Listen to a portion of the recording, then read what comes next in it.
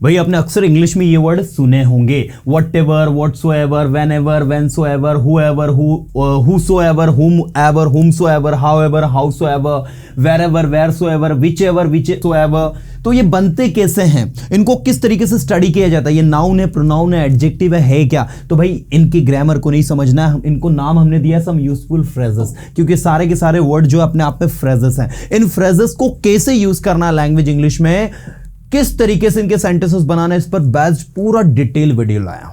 सारे content detail में explain करूंगा विद एग्जांपल्स, आपको बताऊंगा कि आपको कैसे यूज करना और कैसे यूज नहीं करना, क्या डिफरेंस है इनके बीच में। पहले समझ लो, जैसे व्हाट के साथ आप एवर जोड़ते हैं तो जो वर्ड बनता है वो बनता है व्हाट एवर। ऐसे ही व्हाट के साथ आप सो जोड़कर एवर बनाते हैं तो it's what so ever, what so ever. अब क्वेश्चन उठता है कि सर इन दोनों में क्या डिफरेंस है, व्हाट एवर कहां लगा है, व्हाट सो एवर कहां लगा है? तो पहले मतलब समझो। व्हाट एवर का मतलब होता है जो कुछ भी, ठीक है। वॉट एवर का मतलब क्या होता है, जो कुछ भी। एंड व्हाट सो एवर का मतलब भी होता है जो कुछ भी। अब आप कहोगे सर दोनों का जो मतलब जो कुछ भी होता है तो डिफरेंस क्या है? बताता हूं ना क्या डिफरेंस है। डिफरेंस ये है कि एक जो है ना वॉट एवर, ये जो है फॉर्मल लैंग्वेज में यूज होता है, लेकिन व्हाट सो एवर जो है ये जब किसी चीज पर आप एम्फेसाइज करो, जोर डालकर कहो, नेगेटिव मीनिंग दो, तो वहां आपको इसको यूज करना होता है। देखो कैसे दो सेंटेंस लिखे हैं, you can speak what ever you want, आप बोल सकते हो जो कुछ भी आप बोलना चाहते हो। और दूसरा सेंटेंस देखना, you can't speak anything whatsoever you want, आप वो सब कुछ नहीं बोल सकते जो आप चाहते हो, आपको कुछ चीजें सोचनी भी पड़ेगी क्या बोलना क्या नहीं बोलना। तो यहां नीचे वाले सेंटेंस में देखो सेंटेंस नेगेटिव जा रहा है, ठीक है। तो यहां पर आप लोग क्या यूज कर रहे हो, व्हाटसोएवर। दूसरी बात, व्हाटसोएवर जब आप कहीं पर ज्यादा एम्फसाइज करके किसी चीज को कहो कि भाई you can't speak anything whatsoever you want, मतलब यहां पर हमने व्हाटसोएवर की मदद से ज्यादा एम्फसाइज किया कि जो कुछ भी आपके दिमाग में चल रहा है वो थोड़ी आप बोल सकते हो, आपको पहले सोचना पड़ेगा। First you have to think then you have to speak, ऐसा थोड़ी जो भी मन में आया बोल दिया। सो ऊपर वाले सेंटेंस और नीचे वाले सेंटेंस में एक छोटा सा माइनर डिफरेंस क्या देखा हमने कि व्हाटएवर करो जो आप करना चाहते हो, do whatever you want to do, बोलो जो आप बोल सकते हो, स्पीक व्हाटएवर यू कैन, ठीक है। मैं जानता हूं जो कुछ भी आप जानते हो, I know whatever you know. तो ये सारी सिचुएशन में व्हाटएवर हमने बोला है, लेकिन व्हाटसोएवर कहां यूज करना है, जहां पर आप सेंटेंस में किसी चीज को ज्यादा एम्फसाइज कर रहे हो और नेगेटिव बना रहे हो। बाकी तो आपको एक सिंपल सी बात बताऊंगा भाई, व्हाटएवर एंड व्हाटसोएवर में ऐसा कोई बहुत बड़ा डिफरेंस नहीं है, राइट। एक सिंपल सा डिफरेंस बस, जहां ज्यादा एम्फसाइज कर रहा हूं वहां व्हाटसोएवर लगाते हैं और कुछ भी नहीं, और नेगेटिव सेंटेंस होना चाहिए। चलिए आगे ले चलता हूं मैं आपको। अगला आपका who ever and who so ever. तो पहले हु एवर का यूज कहां होता है ये समझ लीजिए आप। हु एवर जो कि आप पर्सन से समझ सकते हो, तो जो कोई भी, हु एवर का मतलब क्या होता है, जो कोई भी, ये पर्सन के लिए यूज होता है यार, जो कोई भी वहां जाएगा, whoever will go there, जो कोई भी मेरी मदद करेगा भाई मैं उसकी मदद करूंगा। whoever will help me, I will surely help him, ठीक है।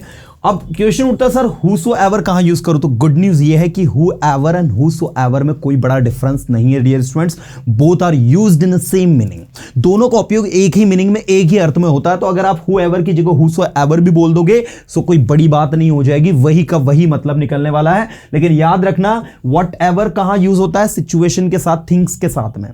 मैंने कहा करो जो आप कर सकते हो, डू व्हाटएवर यू कैन, लेकिन जो कोई भी वहां गया, whoever went there, जिस किसी ने भी उसकी मदद की, whoever helped him, जिस किसी ने भी ये कॉपी चुराई भाई मैं उसे माफ नहीं करूंगा।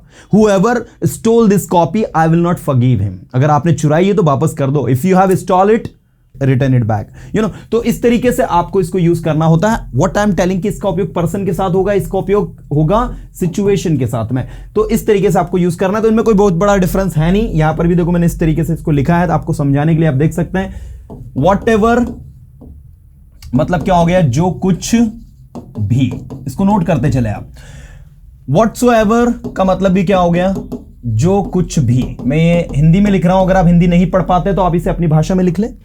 व्हेनेवर जब कभी, और ऐसे ही इसका सेंटेंस बनाया हमने व्हेनसोएवर, इसका मतलब भी होता है जब कभी। ऐसे ही हुएवर जो कोई भी, और whosoever जो कोई भी।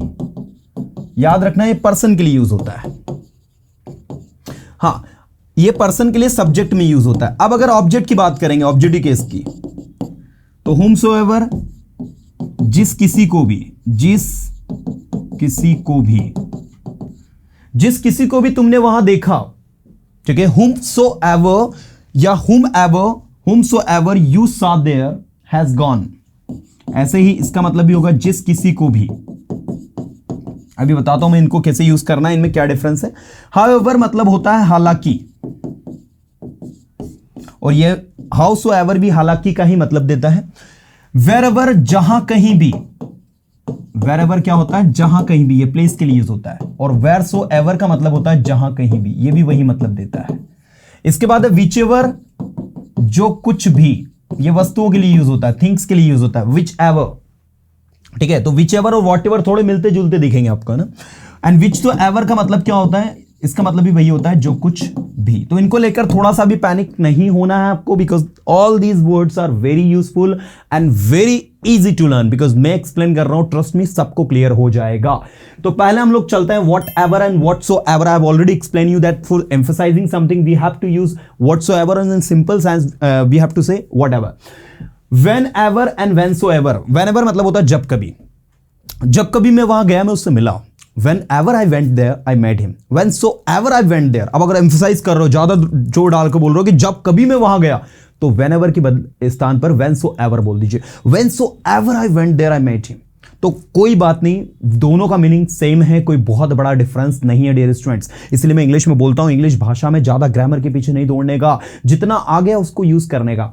Next whoever and whosoever, already बता चुका हूं, दोनों पर्सन के लिए यूज होता है।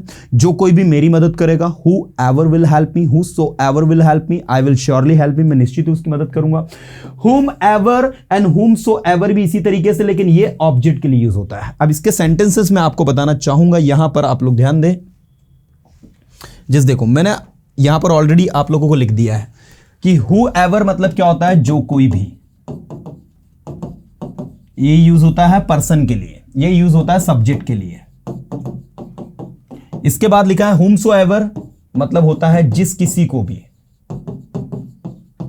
ये यूज होता है ऑब्जेक्ट के लिए, ठीक है। और whosever मतलब होता है जिस किसी का भी, ये होता है पॉजेसिव केस में,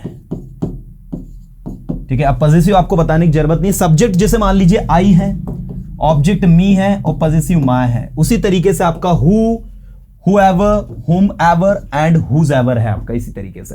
अब मैं तीनों के सेंटेंस बना रहा हूं, ध्यान दीजिएगा, आपको समझ में बहुत अच्छे से आ जाएगा। I will teach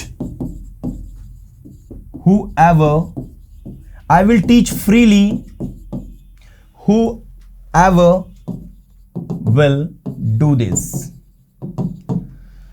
मैं उसे फ्री पढ़ाऊंगा जो कोई भी ये काम करेगा। I will teach freely whoever will do this। तो देखो whoever मतलब जो कोई भी ये करेगा, I will teach freely, I will teach freely to him, या हिम भी लगा सकते हो आप कि भाई मैं उसे फ्री पढ़ाऊंगा। whoever will do this, जो कोई भी ये काम को करेगा। तो whoever आप देखो यहां पर ये सब्जेक्ट हटाया, सब्जेक्ट के बाद में सब्जेक्ट के स्थान पर हमने whoever लगाया। लेकिन दूसरा सेंटेंस देखना आप, इसमें ऑब्जेक्ट के लिए यूज करूंगा। मैंने कहा भाई whomever you saw there, जिस किसी को भी आपने वहां देखा, all have gone, all have gone now, वे सभी अभी चले गए हैं। तो भाई जिस किसी को भी आपने वहां देखा, तो जिसको भी आपने वहां देखा, ठीक है, जिस किसी को भी आपने वहां देखा, वो सब क्या हो गए, चले गए। तो ये हमने देखो, ये सब्जेक्ट ऑलरेडी आया है, ऑब्जेक्ट के बदले हमने इसको whomever को लगाया है। अब आप देखना सी वाला, जिसमें मैं whosever यूज कर रहा हूं, किससे बना है ये, whose से बना है। इसका रूट वर्ड whose है, इसमें हमने ever लगा दिया, तो whosever हो गया, ठीक है। भाई जिस किसी का भी ये पेन है, आओ और लेकर जाओ। जैसे मान लीजिए आपको कोई मोबाइल मिला, सेलफोन मिला, पेन मिला, और आपने कहा भाई जिस किसी का भी ये सेलफोन है, आओ और ले जाओ। तो क्या आप क्या कहोगे, आप कहोगे whosever cell phone this is, come and take it, come and take it। तो देखो whosever cell phone this is, जिस किसी का भी ये सेलफोन है, come and take it, आओ और उसे लेकर चले जाओ। तो जिस किसी का भी हो, उस सेंस में हम इसको यूज करते हैं। अब मुझे आप लोग बताइए कि क्या डिफिकल्टीज है यार, कहीं से कहीं तक कोई डिफिकल्टीज नहीं है। ऐसे ही आप लोग यूज करेंगे however and howsoever को। हालांकि आपने सही समझाया, however you explained well, आप कमेंट करके लिख सकते हैं सर हालांकि आपने सही समझा है लेकिन मुझे समझ में नहीं आया।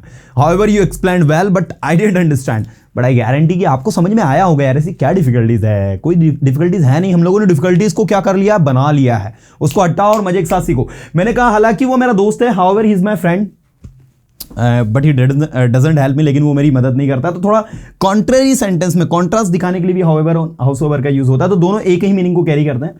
इसके बाद आपका वेरेवर और वेरसोएवर, ये दोनों प्लेसेस के लिए यूज होता है। जैसे मैंने कहा आप जा सकते हो जहां कहीं भी आप जाना चाहते हो। You can go wherever you want to go, you can go wheresoever you want to go. आप जा सकते हो जहां कहीं भी आप जाना चाहते हो, ठीक है। उसे दे दो जो कुछ भी आपने खरीदा, give him whichever you bot. उसे दे दो, give him whichever you bot. अब आप कहोगे सर मैं क्या विच एवर की जगह में यहां पर वॉट एवर यूज कर सकता हूं? भाई बिल्कुल कर सकते हो, ठीक है। Give him whatever you bought या give him whichever you bought. आपको बताना चाहूंगा आज वॉट एवर ने विच एवर को एंड विच सो एवर को पूरी तरह से दबा दिया है आज वस्तुओं के साथ भी, जबकि नियम अनुसार ग्रामर का क्या कहता है कि हमें विच का उपयोग करना चाहिए, व्हाट का उपयोग नहीं करना चाहिए। बट आज व्हाट का उपयोग हर जगह होता है, दैट्स व्हाई विच एवर आपको कहीं सुनने को नहीं मिलेगा। लेकिन अगर विच एवर कहीं सुनने को मिले तो उसका मतलब भी होता है जो कुछ भी, जो मतलब व्हाट एवर का होता है। तो इसको लेकर थोड़ा सा भी पैनिक नहीं होना है, राइट। सारी चीजें आसान है, सारी चीजें बहुत ही ज्यादा इजी है और सबसे अच्छी बात है कि आसान है। तो आपने अभी क्या सीखा? हमने सीखा कि जितने भी हमारे WH वर्ड्स हैं, इन WH वर्ड्स के साथ में हम एवर और सो एवर लगाकर नए वर्ड क्रिएट कर रहे हैं, काफी सारे नए फ्रेजेस बन रहे हैं और इन फ्रेजेस का उपयोग जो हम प्रैक्टिकली स्पोकन में सेंटेंसेस को जोड़ने में करते हैं। And I have written all the uses and I have explained all the uses of these phrases you can see on the board। तो मुझे नहीं लगता कि अब आपको कोई डिफिकल्टीज आनी चाहिए। आप मुझे कमेंट करके बताओ कि वीडियो आपको कैसे लगा, और अगर फ्रूटफुल लगा हो तो लिखकर जरूर भेजना, sir you have explained this topic beautifully and I have got everything. मैं आपके कमेंट को रीड करूंगा और देखूंगा भाई कौन स्टूडेंट है जिसने पूरे सेशन को एंड तक देखा है और वाकई में उसने सेशन को पूरी तरह से एंजॉय किया है। तो भाई ये था पूरा का पूरा कंटेंट एंड आई होप आपको मजा आया होगा। मिलूंगा नेक्स्ट वीडियो में कुछ अच्छे कंटेंट के साथ में। Till then tata bye, have a good day.